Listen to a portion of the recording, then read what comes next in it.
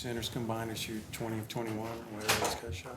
Yeah, I thought, when you talk about Gaff and D-Live played at a high level on both ends. Energy was great. When you talk about Gaff, he's 28 in a row. It's a record, right? And so just understanding that that's hard to do, and he's doing it at a high level, and he's doing it with some special players out there. When you talk about Luka and Kai, no, I have never seen that before. We've had two centers dominate like that, and then you bring in D-Live, and he's 11 for 12, and with the home run or the bomb, the pass, the speed and the trust that Luka has with his centers. You see D-Live contest, get out and run, and it was the recipient of some long passes. So it was cool. It was really, really cool to see.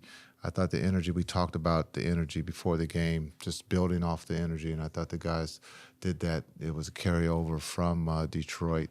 I thought, again, our defense being able to pick up D. Jones and when you talk about PJ, they set the tone defensively on the perimeter by picking up full court, and I thought the physicality was there.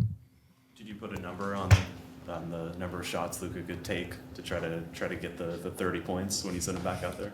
Yeah, just understanding Luka's setting records, and it becomes tough when you are trying. You're trying to win the game. You're also trying to be respectful of the situation, and so to try to get him 30, because this is something that's never been done before. Also, not putting him in a position to get hurt. So there was constant conversations between the two of us about what do you want to do. And he was like, whatever you want to do. So we were playing tennis a little bit. We're volleying with each other. Well, who's going to make the decision? And so we gave him a couple cracks at it. And then I looked at him and told him it's time to come out. And he was good with that. And that just shows his maturity, his leadership, as well as he's going with records.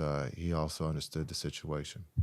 There's a lot of times we come in here and, we rattle off some combination of stats, and it's like, Luka, you just set this new record. Here's what the record is. And he's just like, that's great. But is this one that you could tell that he was feeling, like he thought he was into the fact that he had 6 straight and thought it was cool? Stood out more than some of the other ones that he has? No, I think he just plays the game. He plays to win. And so we keep stats and all that good stuff and combinations. He's just one that will fill up the stat sheet. I mean, his ability to score, his ability to pass, his ability to help rebound. So he just plays the game. I think he finds himself in a different air, right, in the sense of being one of the best players to ever play this game at a very young age. And so just to understand what he's doing, then you have to add that into winning and also protecting, putting him in a situation if he did get hurt while we were up by 30-something, But again, the conversation that we were having to make sure that didn't happen, because it's easy to leave him in to chase that. We did that in Detroit. He got the rebound. We got him out. And so, again, it's about winning to him. The numbers, I don't know if they really mean anything today, but when he does retire, he'll look back to see, the game that he was playing was at a different level than anybody else. Jason, you guys only had 6 turnovers and 34 assists. What were you doing out there to be so effective on the offensive end? Yeah, I think just talking about Chicago, understanding their defense, they're going to swipe, they're going to be physical, they're going to, sometimes in this league, you get away with, some fouls that normally you get called for, but they're a team that's going to be physical and play the passing lane. AC is going to, start that, and so just understand we had to take care of the ball. I thought everyone did a great job of taking care of the ball, but also I thought our passing was at its best tonight. Everybody was unselfish, giving up to knowing who was open, and then also finding the bigs in the paint tonight. I thought that was really cool to see. Back to Lively, he had 8 dunks. I mean, you don't see that very often in one game, not one person. Yeah, he was by the rim, so that. But again, just understand, our bigs. Those guys trust them with the pass. They got great hands, and to to be able to catch and then understanding that there's a lot of smalls around to be able to keep the ball high and then be able to finish. I thought the guys did a really good job with that tonight. To the point on your passing, Tim Hardaway had forced this. It feels like he's been, looking for that extra pass since you guys, tweaked his role in the team. Is that something that you guys are asking of him? Yeah, no, it's not just Timmy we're asking. We're asking everyone. The beauty of this situation right now with our offense is that there's always going to be someone open. Luka and Kai calls a double team. If everyone does their role, when you have bigs rolling, they have to be accounted for. I thought PJ in the first half has great looks. The three didn't go down for him. And so we're getting wide open looks. And so when the ball's moving like that, it's hard to guard. And it's actually fun to watch. And I thought the guys did a great job with that tonight. Just making the extra pass, understanding the corners were going to be open. Starting around the trade deadline, you went on that long winning streak, but then you lost a bunch of games in a row. Now you're back on a winning streak, including 2 blowouts in a row on the road. Do you have any explanation for that kind of streakiness you've been on? It's the NBA. It's just part of the season. You're going to win some, you're going to lose some. You learn from both of them. You learn from winning, and you learn from losing. And so it's part of the season. It's just part of the NBA. No lead is safe. 20-point lead is a 12-point lead in this league because everyone can get going from the three. And so just understanding that you're going to win some and you're going to lose. But right now we're focused on the energy and the effort on both ends. And so right now we go home, we got to worry about Golden State. Streaks, that's just part of of sport. You're trying to be consistent. And that's what we're all fighting for, not just us, but the other, 29 teams in this league. What's been the key to developing that combo of point guard and big man with Luka and Lively? Anything that stands out in terms of how that's developed, the chemistry, whatever else is involved? Yeah, that was just day one in September when they met. There's just the trust that Luka had in the pickup games. He found out very quickly that Lively can catch and finish. And so that was something that he was looking for and that he wanted. So I think the relationship started there, and it's just continued to grow. There was trust on day one. And so whenever there's trust between a quarterback and receiver, it will only strengthen and it would only get better. And you can see that on the floor, not just with Lively, but with Gaff. When Luka is a special player who causes a problem, he has 2 or 3 players on him at one time. He's gonna make the right play. Now, does he always make the right play? There are a couple turnovers here and there. He is human. But just the trust that he has with his bigs tonight, Gafford had an incredible catch. A lot of you guys probably don't know which one it was, but just to understand that the trust that he has with his teammates and the ability that his teammates know that the ball is going to come at some point. Did you have any particular reliable or favorite targets when you were playing? Yeah, anybody who can catch it and score. If you couldn't catch it, then you weren't one of my favorites. But just looking at Kmart, you're looking at Dirk. Dirk wasn't one that was going to jump high and finish, but I knew if I threw him the ball that in the right spot, he can catch it. And then he had the hardest part, and that's to finish. I think when you look at just the trust that Luka at 25 and that D-Live at 20, just the relationship that they have right now. And then you throw in a newcomer, Gaff, and I don't want to, speak out of turn, but he is, I think, 25, and just the hands and the quick relationship that they have, and just understand it's not easy because Luka is sometimes called a late passer, and sometimes you will look and think that he's shooting and that you got to be ready because he's strong enough to throw the late pass. You brought up the Warriors, Jason. What do you tell your team to stretch a game between the Warriors and Thunder and Denver the next 3 games the rest of this week? We're going to take one game at a time. That's all we can do. We're going to focus on the Warriors. We'll get back home. We have a back-to-back, but we'll focus on the Warriors and get ready for them. They're playing well. They have some injuries, but they're a team that's been there before, so we got to be ready. Very few. Definitely very few.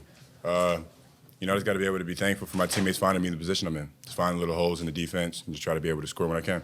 It seemed like it looked so easy for you out there. Was it easy? You know, I feel like when we get in the flow of the game, you know, we started reading each other. You know, we know where Luka needs us. We know whenever Luka has 2 or 3 on him, just find the open spaces, he's going to get you the ball. You know, that just comes down to our trust and chemistry. What's that like for you and Gafford when one of your guys come out, the other one come in, and you know there's no drop off? So always just pick me up, you know. Either you go out there, either I say you go out there, you go kill, I'll back you up, or he says the same thing to me. You know, just being able to have no dip off whenever one of us comes out the game, it makes everyone play with more confidence and more hunger. You say you have to find the spaces, you know, when Luka has 2 on him. How would you compare your ability to know where that space is, to be able to find it now to where it was, you know, in training camp early in the season? It really just comes down to feel and repetition. You know, if for instance, if they are trapping him, I know to either go a step in from the top of the 3 or right at the foul line. Because, you know, if I'm open, that means 2 people have to come to me and I either make a decision to go to the basket or kick a corner or wing, or someone comes to me early and that leaves the corner wide open that no one can get out to. So it's just really just going out there playing a game of chess. You know, if I'm going to do this, you're going to do that, I'm going to do this. So that's how it goes. Earlier this season, you had, the no surgery and you were away from the team a little bit. This absence was a little shorter, but I wondered if you still missed the team when you're still around. Hell yeah. You know, whenever I first came back, it was just all love from everybody. Just being able to, everyone's checking on me, everyone's making sure I'm good, making sure my family's good. And, it's amazing to have a team like this who's everyone cares about your well-being. It's just be able to have a team like that is amazing. And you, early on, when you got in the game, you had almost immediately the 2 runouts where you got ahead of the defense. How big is that in terms of like getting yourself going and the team going? It's my role. Just being able to know that my teammates know as soon as the rebound comes off and we get it, I'm taking off. Or if it's a turnover and we have a fast break, I'm taking off. Because most of the times people are looking at me going down the middle, so that brings either 2 or 3 people, and it's either a dunk for me or it's kick out for my teammates. So I know if I run my lane, I'm going to get my teammates open shots, I'm going to get us open buckets. Usual though for a 7-footer to think, I'm getting down the court. Yeah, I just like to turn the game into a track meet because, I can't out-muscle anybody. We all know that. So I could definitely get around people. I could outrun them. And, I got to be able to use my stamina and energy to just try to get up and down as many times as I can. What's the focus going to be these next 3 games? You got 3 teams that probably going to be in the playoffs between the Warriors, the Thunder, and Denver. Discipline. We got to have discipline. We got to be able to follow our game plan. We got to be able to be consistent. If someone hits a crazy 3, if someone hits a crazy shot, that's not the time where we put our head down. It's the time where we lock it even more so we can take it out, get down the court, and be able to get to a bucket.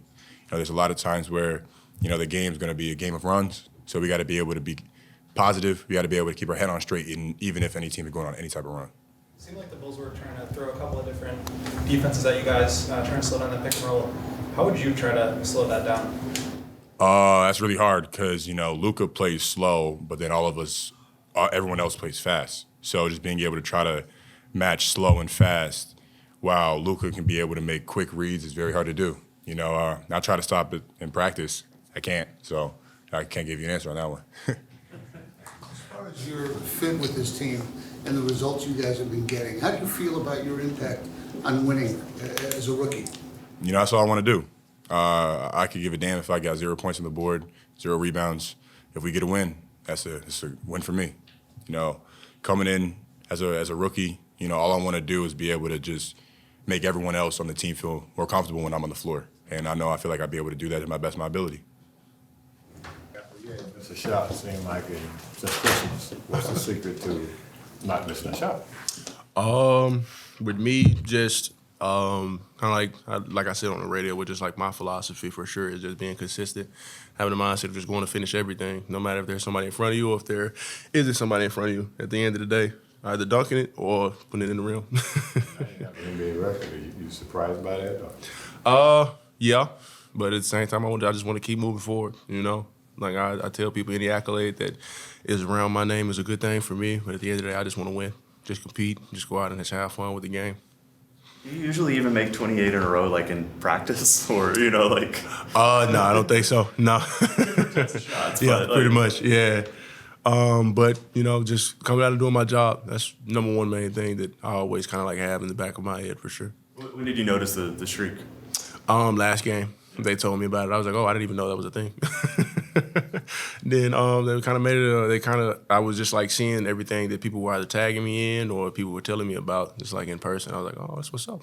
Pretty cool. Any added joy being against a former team, extending it? Say again. Any added joy having this kind of game against a former team? A little bit, yeah. But I mean, at the end of the day, I love those guys over there. You know, this was my first stop whenever I got here, and they treated me like family. So I never want to make it seem like I enjoy beating them, but I do enjoy beating them too. You probably didn't know Dereck Lively very well, or maybe even at all before you came here. Why is it that you two seem to be teaming so seamlessly? I can't understand you're not in the game together, but you do seem to be piggybacking off each other. I'd say we both have similar roles, so we have something to, I would say, relate to at the end of the day. We got a lot in common when it comes to just like the basketball stuff. We set screens and roll to the basket, block shots and grabs and rebounds, So it's just, we both are the energy guy, anchor of the defense, and just come in and just do our job. And he's young, so once he gets fully just like acclimated to the league, he's going to sprout real good, most definitely. Daniel, I'm sure you've spoken about this to the Dallas writers, but for those of us who covered you here in Chicago, what did that trade mean to you when you moved from Washington to Dallas? And did you see it being this seamless of a fit? I mean, it's just like I was already part of the mold. So it was like, in all honesty, just when I got traded from Chicago, it was like a one door closed and another door open for me. So it was another opportunity that I didn't want to, not take advantage of at the end of the day. I feel that I've come here and I've locked into everything that I needed to lock into, most definitely. How would you stop a Luka pick and roll? Just pray at the end of the day, That's pretty much how it was every time that I played against him. Now playing with him, it's just like, man, I see like why it was so hard to kind of stop just like most of the stuff that we tried to throw at him on a night-to-night basis. So it's always good to just be on the other side of that too. What's that like for you, and you can speak for Lively if you want to, both of you guys to be so effective out there? I mean, it means a lot because at the end of the day, if it's a team that, doesn't really have great rotation, or if it's a team that doesn't really have just great paint defense, I mean, we're going to live in the paint. We're two big guys, we're two big targets too. And Luka and Kyrie, all the other guys on the team, they're going to find us at the end of the day too. And we just make plays off of us. And it's a good day for everybody, I would say.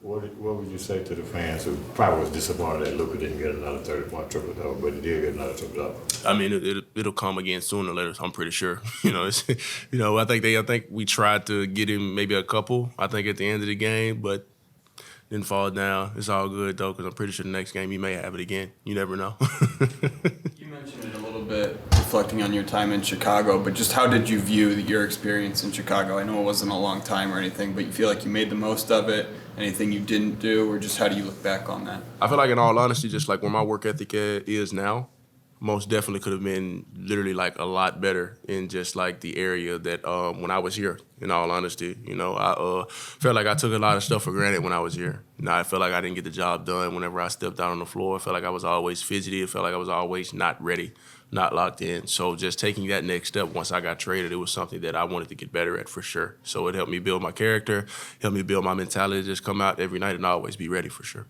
Talking about like your focus on the game, kinda. Yeah.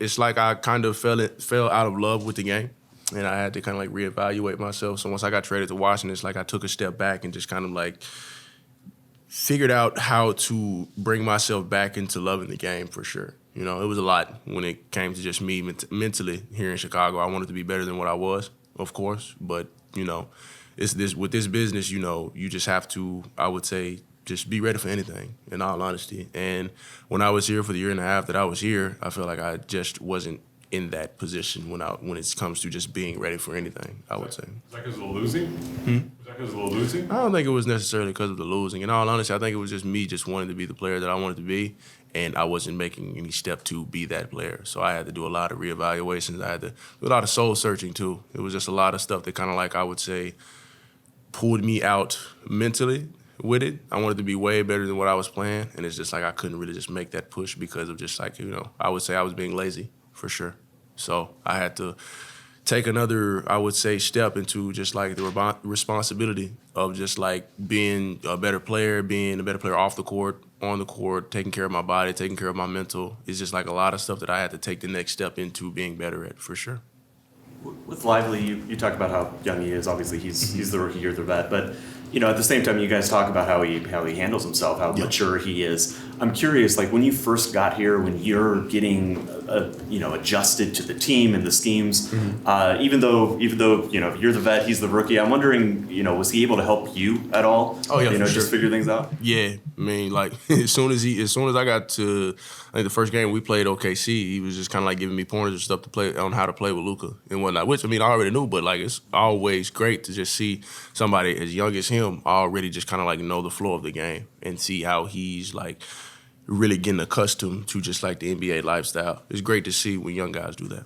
Yeah, and being able to do that is why he's been so successful this season. Yeah, true. Does Luka ever surprise you with a pass, like in practice or in the game, like that you weren't expecting that found you? No, not really. The 1 year, the 1 year that I played with Russ, it kind of got me ready for it. Just kind of like just being just accustomed to just being in the right spot at the right time. So just being ready. They always tell me to be ready for the late passes. They always tell me to be ready for the early passes too. So at the end of the day, I just gotta have my hands ready, have my hands up, just be ready to finish it around the basket. Take us through that possession where the Bulls rookie Julian Phillips tried to dunk on you. I know you have blocked a lot of shots in your career, but take us through that possession. Just like with offense, defensively being in the right spot at the right time, communicating, telling guys I got the back end, telling them that I'm the low man, and just protecting the house. At the end of the day, it's a lot of guys that, have dunked on me, tried to dunk on me, or, so on and so forth. I just do my job. At the end of the day, it's basketball. If I get dunked on, I charge it to the game. If I block it, I celebrate. You celebrate there. Yeah. All good? Cool. Thanks a lot.